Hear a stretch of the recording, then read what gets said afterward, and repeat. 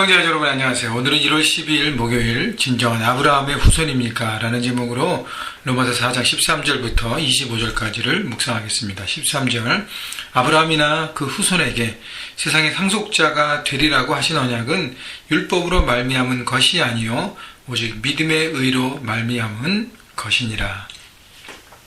자, 아브라함과 그 후손은 바로 뭐죠? 바울의 이 편지를 듣고 있는 유대인들, 또 이방인들 포함해서 모든 민족들을 얘기하고 있는 것입니다. 세상의 상속자가 되리라 하신 언약은 열국의 아비가 된다는 하나님께서 아브라함에 주신 창세기의 언약인데, 그 모든 언약, 결국 열국의 아비가 되어서 하나님의 자녀가 되고 믿는 자들의 조상이 되는 그 모든 것들이 율법으로 되는 것이 아니라는 것이, 율법을 잘 지켰기 때문에 아브라함이 율법을 행함으로 된 것이 아니라 믿음 때문에 됐다고 얘기하는 것이죠. 14절 볼까요? 만약 율법에 속한 자들이 상속자이면 믿음은 헛것이 되고 약속은 파기되었느니라. 자, 율법을 지키고 율법에 속해 있는 사람, 유대인들 중에서 또 율법을 100% 지키는 사람만 그것이 약속받은 상속자가 되었다면 아무도 거기에 해당되는 사람이 없기 때문에 약속은 파기될 수 없다 밖에 없다는 것을 바울은 얘기하는 것이죠. 15절 율법은 진노를 이루게 하나니 율법이 없는 곳에는 범법도 없느니라. 그러므로 16절 상속자가 되는 그것이 은혜에 속하여 하기 위하여 믿음으로 되나니 이는 그 약속을 그 모든 후손에게 굳게 하려 하심이라. 바로 그래서 이 약속을 주신, 상속자가 되긴 약속을 주신, 하나님의 자녀가 되는, 후손가 되는 약속을 주신 것은 바로 은혜라는 것이죠. 왜냐하면 하나님께서 예수 그리스도를 통해서 십자가를 주시고 그것을 믿는 사람들에게, 모든 그것을 믿음을 가진 사람들에게 모두 주셨기 때문이에요. 그래서 율법에 속한 자에게 뿐만 아니라 아브라함의 믿음에 속한 자에게도 그러하니 아브라함은 우리 모든 사람의 조상이니라. 율법에 속한 자 유대인, 아브라함의 믿음에 속한 자 이방인, 그리고 모두 바로 아브라함의 영적인 후손이고 아브라함은 모든 사람의 조상이 된다는 것입니다. 바로 그래서 믿음으로 말미암아 의롭게 되는 바로 그 모든 진리가 아브라함을 통해서 증명되고, 그것이 유대인뿐 아니라 이방인, 헬라인 모든 민족에게 동일하게 적용됨을 바울은 얘기하고 있습니다. 그래서 진정 아브라함의 후손이니까 라는 것은 믿음을 갖고 있냐는 거죠. 바로 예수 그리스도를 믿는 믿음, 율법을 잘 지키는 것이 아니라 예수 그리스도를 믿는 믿음이 앞서가야 된다는 것입니다. 17절 기록된 바 내가 너를 많은 민족의 조상으로 세웠다 하신 것 같으니 그가 믿은 바 하나님은 죽은 자를 살리시며 없는 것을 있는 것으로 부르시는 이시니라. 자, 아브라함이 믿었던 믿음은 바로 하나님이 죽은 자를 살리시고 없는 것을 있게 하시는 생명의 주요 창조주 하나님이신 것을 믿었다는 것이죠. 죽은 자를 살렸다는 것은 생명의 주인이시고 없는 것을 있게 하신 것은 바로 창조주만이 가능한 것이 아닙니까? 그런 이 아브라함의 믿음의 특징을 바울은 18절부터 기록하고 있습니다. 아브라함이 바랄 수 없는 중에 바라고 믿었으니 이는 내 후손이 이 같으리라 하신 말씀대로 많은 민족의 조상이 되게 하려 하심이라.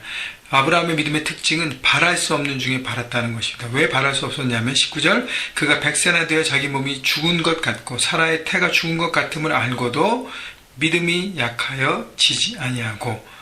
자, 본인은 100세고 부인은 90세인데 내 자손을 통해서 하나님 큰 민족을 이루겠다고 말씀하셨습니다.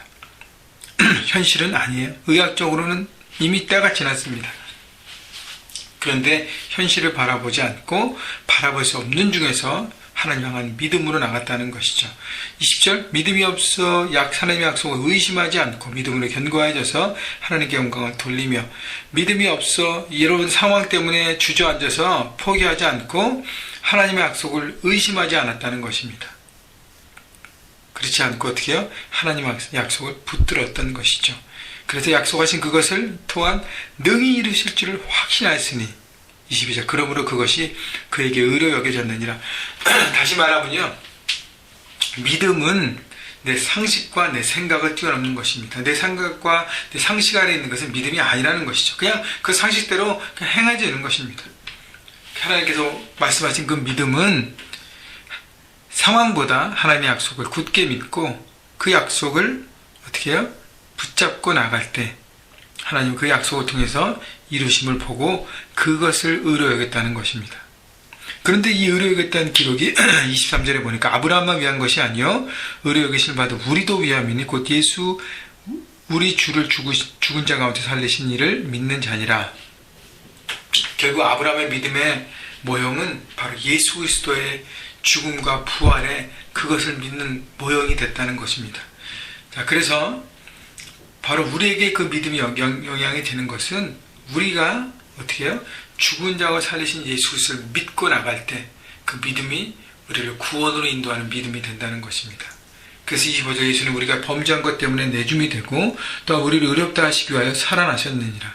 바로 십자가의 죽음과 죄 때문에 그리고 우리를 새롭게 하시고 부활하신 십자가와 부활을 믿는 믿음, 그것이 바로 아브라함의 믿음의 기초가 되었고 모델이 되었고 바로 예수 그리스도에서 그것이 증명되고 우리에게 보여진 것입니다. 그렇기 때문에 우리의 생각과 우리의 사고로 어떻게 십자가에 죽어서 모든 죄를 담당하고 어떻게 그분이 부활하셨는가를 따지면 아무것도 믿을 수 없습니다. 내 마음을 열어야 돼요. 내가 죄 이름을 고백해야 돼요.